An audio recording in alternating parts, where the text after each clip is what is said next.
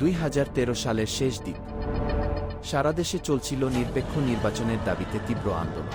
সেই সময় চট্টগ্রামের সীতাকুণ্ড হয়ে ওঠে আন্দোলনের কেন্দ্রবিন্দু। ঢাকামুখী প্রধান সড়ক ঢাকা-চট্টগ্রাম মহাসড়ক কার্যত অচল করে দেয় বিএনপি জামায়াত জোট।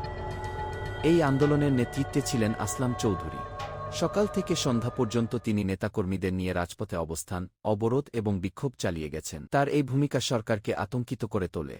তৎকালীন প্রধানমন্ত্রী শেখ হাসিনা জাতীয় সংসদে সরাসরি সীতাকুণ্ডের আন্দোলনকে নরককুণ্ড আখ্যা দেন এবং আসলাম চৌধুরীর নাম ধরে তাকে সহিংসতা ও নৈরাজ্যের হোতা বলে উল্লেখ করেন। হাসিনার এমন মন্তব্যের পর থেকেই আসলাম চৌধুরীর বিরুদ্ধে একের পর এক মামলা এবং হয়রানি শুরু হয়। বাংলাদেশের রাজনৈতিক ইতিহাসে প্রতিহিংসা এক করুণ প্রতিচ্ছবি হলেন বিএনপির কেন্দ্রীয় নেতা ও ব্যবসায়ী লিওন আসলাম চৌধুরী। প্রায় 9 বছর কারাগারে কাটিয়ে তিনি মুক্ত হয়েছেন। বিএনপি অভিযোগ করে ভারতের গোয়েন্দা সংস্থা এর সরাসরি পরামর্শে আওয়ামী লীগ সরকার তাকে পরিকল্পিতভাবে রাজনৈতিক বন্দী করেছে এবং অর্থনৈতিকভাবে পঙ্গু করে দিয়েছে। আসলাম চৌধুরীর বিরুদ্ধে একে একে 76টি মামলা দায়ের করা হয়। চট্টগ্রাম, কুমিল্লা, ঢাকা, দেশের বিভিন্ন অঞ্চলে তাকে বারবার রিমান্ডে নেওয়া হয়। এক মামলায় জামিন পেলেও অন্য মামলায় তাকে ফের গ্রেপ্তার করে কারাগারে পাঠানো হতো। এই দীর্ঘ বন্দিত্বের সময়ে তিনি তার কন্যাসন্তানের বেড়ে ওঠা দেখতে পারেননি। কারাগারে থাকাকালীন তার 2 ভাই মারা যান।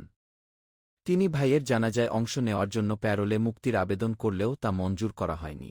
এমনকি তার বড় ভাইকেও বিভিন্ন মামলায় বছরের পর বছর জেলে বন্দী করে রাখা হয়। গত 5 অগাস্ট সরকারের পতনের পর 20 অগাস্ট মুক্তি পান আসলাম চৌধুরী। মুক্তির দিনে চট্টগ্রাম কারাগারের সামনে হাজার হাজার নেতাকর্মীর ভিড় জমে। ভাটিয়ারি পর্যন্ত দীর্ঘ 50 কিলোমিটার পথ জুড়ে তার গাড়িবহরে ফুলের বৃষ্টি পড়ে। মুক্তির পর তিনি আবার রাজনীতিতে সক্রিয় হয়েছেন এবং সংগঠন গোছানোর কাজ করছেন। যদিও কিছু অপপ্রচারকারী তার বিরুদ্ধে নতুন দল গঠনের গুজব ছড়িয়েছে, তিনি তা অস্বীকার করে বলেছেন, আমি বিএনপির একজন দায়িত্বশীল কর্মী। বিএনপির বাইরে আমার কোনো পরিকল্পনা নেই। আসলাম চৌধুরীর বিরুদ্ধে যে ধরনের রাজনৈতিক ও অর্থনৈতিক ব্যবস্থা নেওয়া হয়েছে তা বাংলাদেশের ইতিহাসে বিরল হলেও এক ভয়াবহ উদাহরণ। বিএনপি নেতারা বলেন, একজন শিক্ষিত পেশাজীবী, সফল ব্যবসায়ী এবং জনপ্রিয় রাজনৈতিক নেতাকে শুধু রাজনৈতিক প্রতিহিংসা চরিতার্থ করতে গিয়ে তার জীবন, পরিবার এবং প্রতিষ্ঠান সবই ধ্বংস করে দেওয়া হয়েছে।